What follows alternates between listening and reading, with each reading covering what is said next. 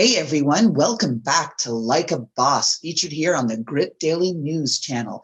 I'm Loralyn Mears, your host of the show, and well, let's get right to it. We have, as we do every week, another really exciting guest. This is a young founder of a deep science, deep tech, hard tech platform.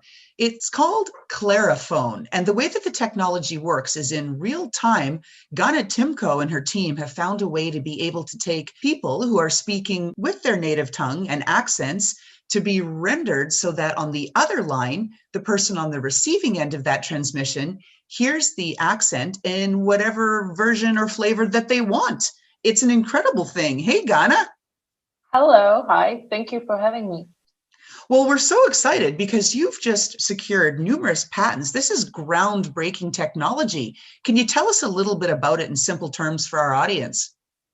Sure, of course. I will be delighted to do so. So we are developing software. We are very close to having this software out in the market. What it will do is it will take people's voice with accent and it will remove this accent on the go. So people don't have to think about it, but they have their speech clarified so they can be understood better and they can express themselves clearer than ever before. This is the goal of what we're doing. Now, maybe just to put it into an example so that our audience fully understands this. So if I wanted my accent to come out and sound, like someone from New Zealand, because I love the accents there, and if you chose that as a preference, you could hear my Canadian accent coming through as a New Zealand person. Is that correct? That is exactly right. So people have a really easier time to understand speech if they hear it as a familiar accent. So if I'm British and I spent most of my life in London, what is the easiest to understand is British accent. And also if I'm Australian accent is what I want to hear. And then personally, I was born, raised in Eastern Europe, and I have Eastern European accent. And this is not as palatable for people, say, in Britain as local accent. So when talking to investors in London, I can render my voice and have British accent. I could also choose Hollywood accent, which is the easiest one to understand for people in the US. And I can do it with Irish, etc. So there is a number of possibilities people can choose to alter their speech.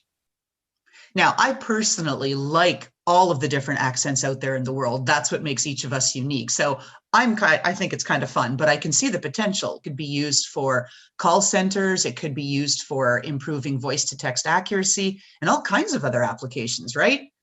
That is right. That is absolutely right. Also, I also love accents, and it gives flavor to the conversation. At the same time, when we want to do things fast, accent can really get in the way of productivity. So, for example, for a non-native speaker like me, I have to speak a little bit slower every time I communicate to help people understand me. And also sometimes when people just don't get it, I have to repeat. So it takes me just really longer time to communicate. Also, if people didn't ask follow-up questions and didn't get it, sometimes there are miscommunication errors, which are hard at times to fix. And then if we're looking at application of this technology, the application is really pretty broad because this can be applied to help virtual assistants understand non-native speakers better. It can be applied to better voice and speech transcription as well. So there are like many applications out there. Now, when did you found Claraphone? So the work, I started building this about a year and a half ago. So I started it for mid-2019, and it took a while for us to get to the bottom of how to make the core technology work so it can work in real time. We made the breakthrough around August this year, August 2020. So for us, it was a good year, actually, at the end of the day. Excellent. Now, what do you wish someone had told you about founding a startup? What do you wish you knew before you went into this? I wish I knew how difficult it will be. I expected it. I expected it to be challenging and difficult, but I didn't expect it to be as difficult. And I don't know if anybody could actually know it just through hearing it. I think you have to go and experience it to understand what kind of like level of challenge it can be. I wish I was more prepared to that. All right. Well, speaking of hard things, can we ask what the hardest thing is that you've ever had to do, either personally or professionally, whatever you're comfortable sharing, Ganna? Sure. So I had a bunch of difficulties in my life that I had to overcome. My life situation wasn't so easy. Like my beginnings were quite difficult, so I had to move out of my mom's home at age of 17, and this is when my adult life started. And I had to figure out my education and my uh, accommodation, all my financials on my own. It was quite challenging, but I think I got it right. Sounds like it. You're on a good path. It's like they say, right? Whatever doesn't burn you makes you stronger. I guess. Yes. Yes. Maybe tell us about some of the pivots you've had to make at Claraphone.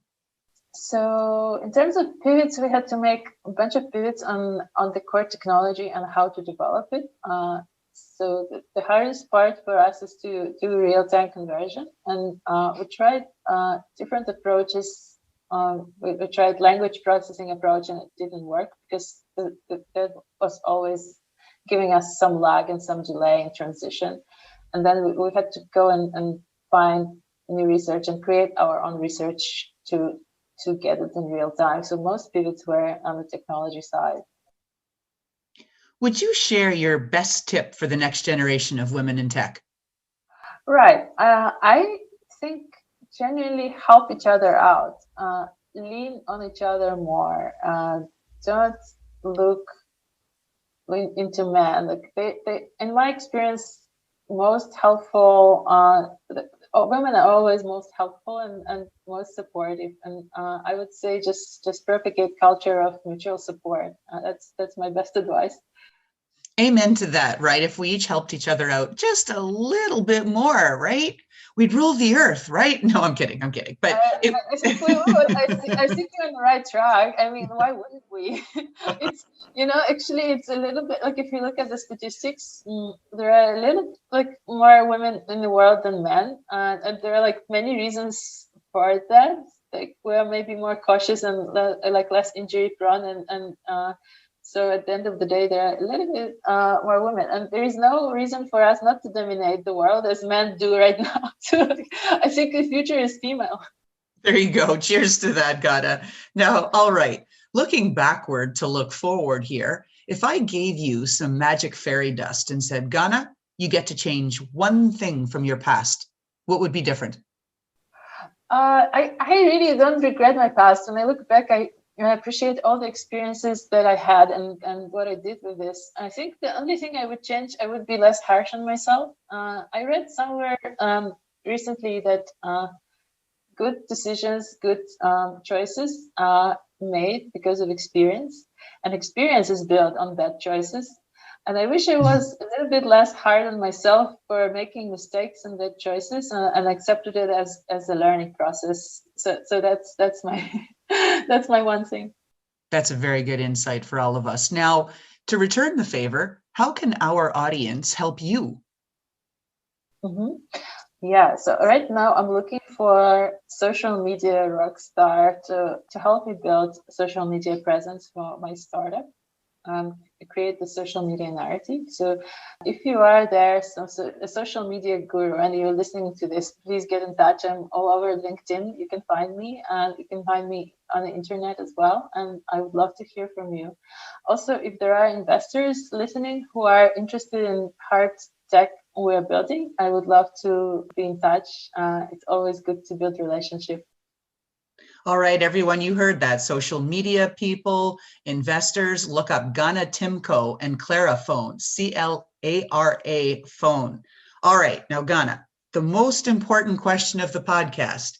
If we got a sneak peek into your closet, is there a pair of shoes that is your signature style and best reflects your personality? Is it a pair of boots, stilettos, sneakers, flats, or flip-flops? Yeah, so it's a good question, and it made me think. I think my personality reflects best in shoes like trail runners. I really like those modern trail runners, which come in a bunch of different colors, and they give excellent support. They help you get where you need to go, and if you choose them right, they fit you so well that you don't want to wear anything else. I think this is quite close to my personality. yes, colorful, supportive, and willing to go wherever and discover new things. Excellent. Well, thank you so much. So everybody be on the lookout for Ganna Tymko, who's going to be running in her trail shoes, brightly colored. You'll be able to spot her as she's running straight ahead to the pack with this wonderful new technology that transforms accents. Thank you so much, Ganna. Thank you, Loralyn. Thank you again for having me. Thanks for listening. And if you'd like to be a guest on our show, well, why don't you apply? You can contact Julia at gritdaily.com. And how about that fantastic intro by Touch Circle?